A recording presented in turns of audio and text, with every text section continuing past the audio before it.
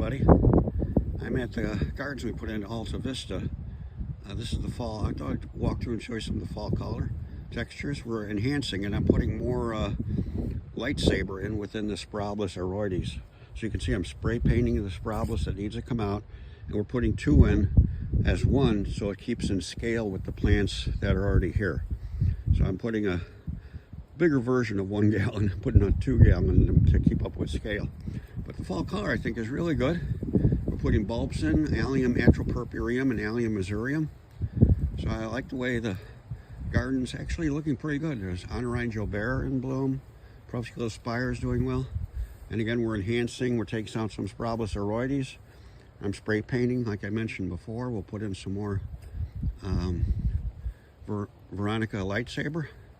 So the garden's looking good. I'll keep you updated on some of the changes we make. Thanks a lot.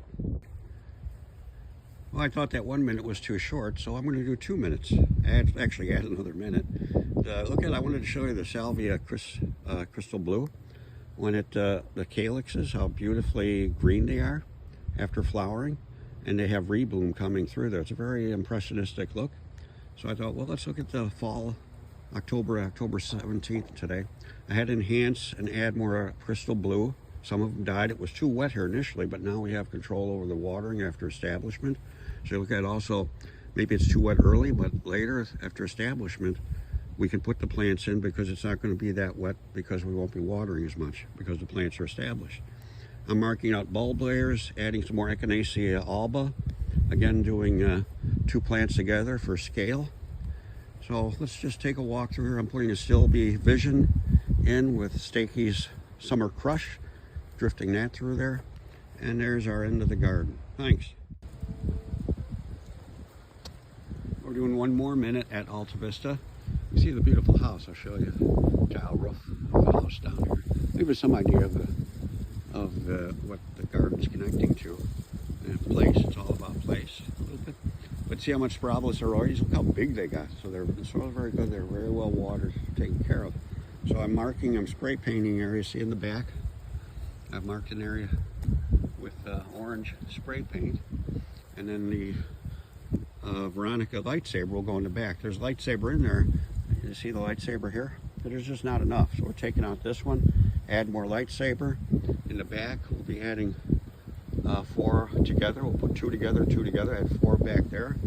And add a few more in the back, probably up front a little bit. So it's that enhancement. It's when you walk through the garden, make adjustments, and enjoy the pleasure of doing it. It's a lot of fun. I thought I'd add 1 more minute. I just thought about this because people got concerned, and rightly so, about affordability. Boy, these plants are costing me $15, $16 a gallon. I can't really do that kind of enhancement. Well, you can look at your garden. You can buy 1 or 2 plants, 3 plants, put them in a nursery bed for yourself. And then every 2 to 3 years, you can divide them, get 3 plants per division. So you can create your own needs, but it's really based on your assessment of your garden. What is it you're going to need into the future? And that's when you come to know the plants and come to know your plant patterns. So look at your garden, look at the structure that's going to maintain the integrity of the garden. Like the Sproutless Stakey's maintain the integrity of the garden. And then what plants you use to enhance your patterns with. And just buy 3 or 4 and divide them and get 3 to 4 divisions every 2 to 3 years. So you can manage your own system.